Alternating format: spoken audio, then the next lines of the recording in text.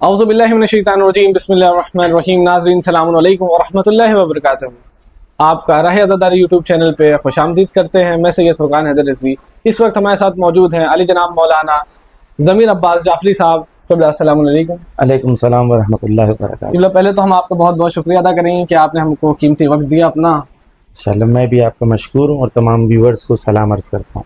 جی قبلہ، ایک سوال جو ویورز کی طرف سے ہمارے آیا ہے کہ امپورٹنس کیا ہے تقلید کی اس وقت تقلید کیا ہے پہلے تو بتائیے، اور اس کے بعد تقلید کی کیا امپورٹنس ہے جو ہمارے ناظرین کو ذرا آپ بتا دیں. بسم اللہ الرحمن الرحیم. دیکھیں، آج دنیا کے حالات کو اگر دیکھیں بغیر اس کے کہ تقلید کی کوئی ٹیکنیکل ڈیٹیلز میں جائیں تو دنیا میں دو قومیں، ایک تقلید کرتی ہے ایک تقلید نہیں کرتی ہے. جو تقلید کرتی ہے وہ دنیا کے اندر اس وقت باعزت باوقار باشرف ہے، اور جو قوم تقلید نہیں کرتی ہے 55 ملک ہے وہاں کوئی تقلید کا نظام نہیں ہے. تو وہاں پر دیکھیں کیا ہے، وہاں پر ہر آدمی لیڈر بننے کو تیار ہے، کوئی کسی کی بات سننے کو تیار نہیں ہے. تو تقلید قوم کو، پہلی بات بغیر اس کے کہ میں ٹیکنیکل ڈیٹیلز میں جاؤں، سب سے پہلے تو یہ قوم کو متحد کرتی ہے، قوم کو لیڈرشپ دیتی ہے، قوم کو ڈائریکشن دیتی ہے، قوم کو گمراہیوں سے بچاتی ہے. قوم کو اس کے جو فوائد ہیں آج اتنے زیادہ ہیں کہ اگر کوئی ایک انسان بغیر اس کے کہ وہ ڈیٹیل سمجھے، اس کو فوائد دیکھ کے ہی، فائدے دیکھ کے اس کے لیے کلیئر ہو جانا چاہیے کہ تقلید ہے اچھی یا تقلید اچھی نہیں. دوسری چیز یہ ہے کہ تقلید مطلب کیا ہے کہ میں پہلے تو میں آپ کو بتا دوں، آپ کے لیے تھوڑا انٹرسٹنگ ہوگا، آپ کے ویورز کے لیے بھی، کہ تقلید کرنا واجب نہیں ہے. جی آپ جانتے ہیں تقلید کرنا، بہت سے لوگ سوچتے ہیں کہ واجب ہے تقلید. ہاں، تقلید کرنا واجب نہیں ہے. مجتہد بننا واجب ہے. مجتہد بننا واجب ہے، تقلید کرنا واجب نہیں. ہر انسان کے لیے واجب ہے کہ خود اجتہاد کرے اور اس لیول پہ ہو کہ خود قرآن اور حدیث کو سے خود ہی لاز کو ڈیرائیو کر سکے.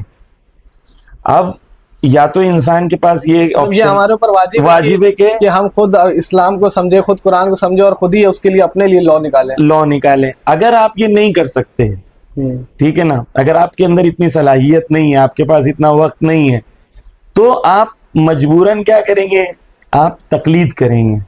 کہ آپ خود لا نہیں نکال سکتے، خود ڈیرائیو نہیں کر سکتے، تو آپ دنیا میں جو عالم دین ہوگا، جو مجتہد ہوگا، جس کے پاس قرآن اور اہل بیت سے استنباط، لاز کو ڈیرائیو کرنے کی کیپیسٹی سب سے زیادہ ہوگی، اسے عالم کہتے ہیں.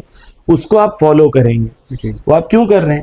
اس لیے کر رہے ہیں کیونکہ آپ خود نہیں کر پا رہے ہیں. تو آپ کو ان کا احسان ماننا چاہیے کہ میں نہیں کر پا رہا ہوں، کوئی اور کر رہا ہے، کر کے مجھے بتا رہا ہے. وگرنہ اگر وہ نہیں ہوتا، مثال کے طور پر دنیا میں اگر کوئی مجتہد نہیں ہے فار ایگزامپل، تو ہر انسان کے لیے واجب ہو جائے گا کہ مجتہد بنے، کیونکہ کوئی ہے ہی نہیں مجتہد، آپ کس سے پوچھیں گے؟ تو امپورٹنٹ یہ ہے کہ آپ اگر جاہل ہیں تو آپ ایک ایسے عالم کو فالو کریں، ایک ایسے جانکار کو فالو کریں جو آپ کو قرآن اور حدیث کی بنیاد کے اوپر، آپ کے شرعی مسئلے کے اوپر آپ کو کیا کرنا ہے، کیا نہیں کرنا ہے، کیا واجب ہے، کیا حرام ہے، کیا مکروہ ہے، کیا مستحب ہے، کیا مباح ہے، یہ بتا سکتا ہے. تو اسے کہتے ہیں تقلید کرنا، یعنی میں کسی کو فالو کر رہا ہوں. اچھا، یہ نارملی انسان زندگی میں ایسے ہی کرتا ہے. مثال کے طور پر ڈاکٹر کے پاس جاتا ہے، طبیعت خراب ہو جاتی ہے، تو ڈاکٹر ایک عالم ہے، اس سبجیکٹ میں یہ جاہل ہے. تو جاہل عالم کی تقلید کرتا ہے. ڈاکٹر کہتا ہے کہ یہ گولی 2 بار کھانا، تو کبھی یہ نہیں پوچھتا میں ڈاکٹر 3 بار کھاؤں گا تو کیسے ہے، 4 بار کھا سکتا ہوں گیا. ڈاکٹر نے بولا 2 بار تو 2 بار. کیوں؟ کیونکہ وہ عالم ہے اس سبجیکٹ میں جاہل ہوں. تو یا مثلا آپ گھر بناتے ہیں تو آرکیٹیکٹ کی تقلید کرتے ہیں.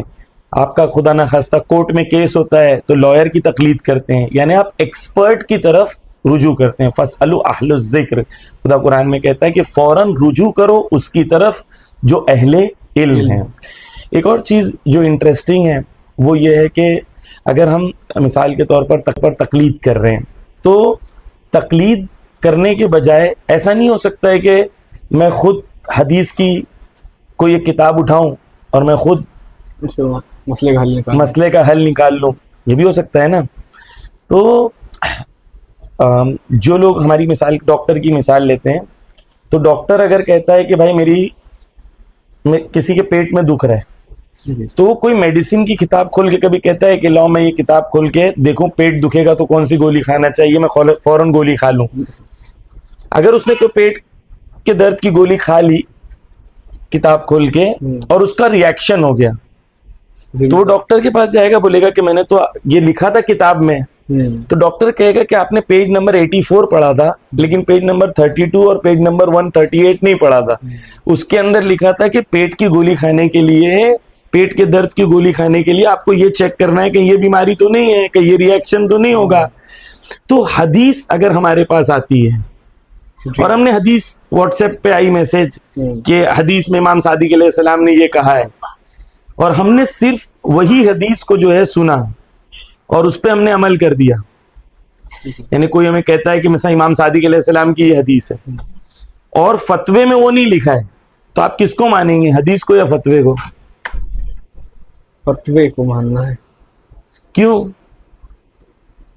کیونکہ ہمارے پاس اتنا علم نہیں ہے. حدیث آپ نے ایک پڑھی ہے اس سبجیکٹ پہ, مرجع تقلید جو ہوتا ہے وہ اس سبجیکٹ پہ تمام حدیثیں پڑھنے کے بعد پھر فتویٰ دیتا ہے.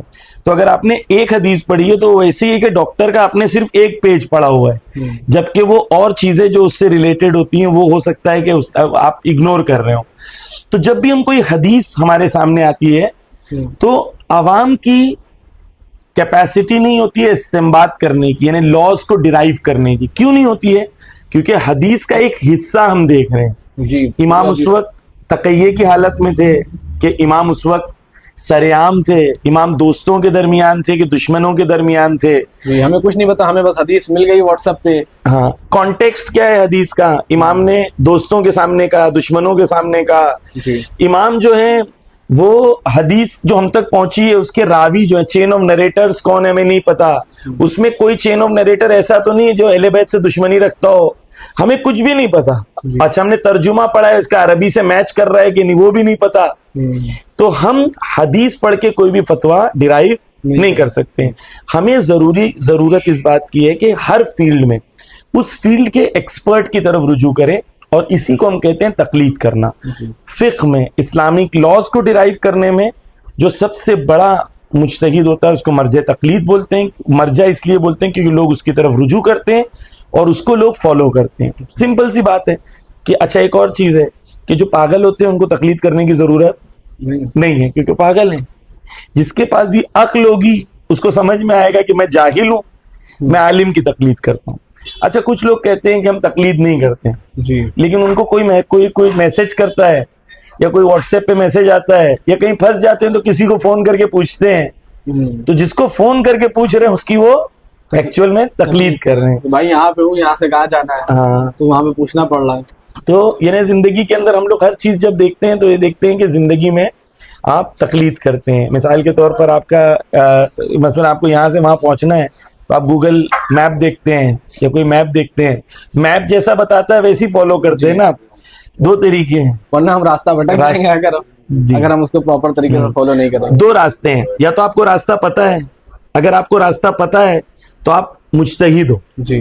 اگر آپ کو راستہ نہیں پتا ہے تو جیسا مجتہد بول رہا ہے وہ گوگل میپ بول رہا ہے ویسا آپ کو فالو کرنا ہے. تیسرا کوئی راستہ نہیں ہے, نہ آپ کو خود راستہ پتا ہے نہ تقلید کو فالو کرنا ہے, تو آپ زندگی بھر گمراہ رہو. یا پھر آپ خود راستہ پتا کر لیجئے, یا جس کو راستہ پتا ہو اس کی گائیڈنس پہ چلیے. جی بہت بہت شکریہ آپ کا مولانا, ادا کریں گے. آپ نے بہت ہی اچھے طرح سے ناظرین کو بتایا. ناظرین اگر آپ ایسی ویڈیو دیکھنا چاہتے ہیں ہمارے چینل کو راہ عزاداری کو سبسکرائب کر لیے. خدا حافظ, والسلام ورحمۃ اللہ وبرکاتہ.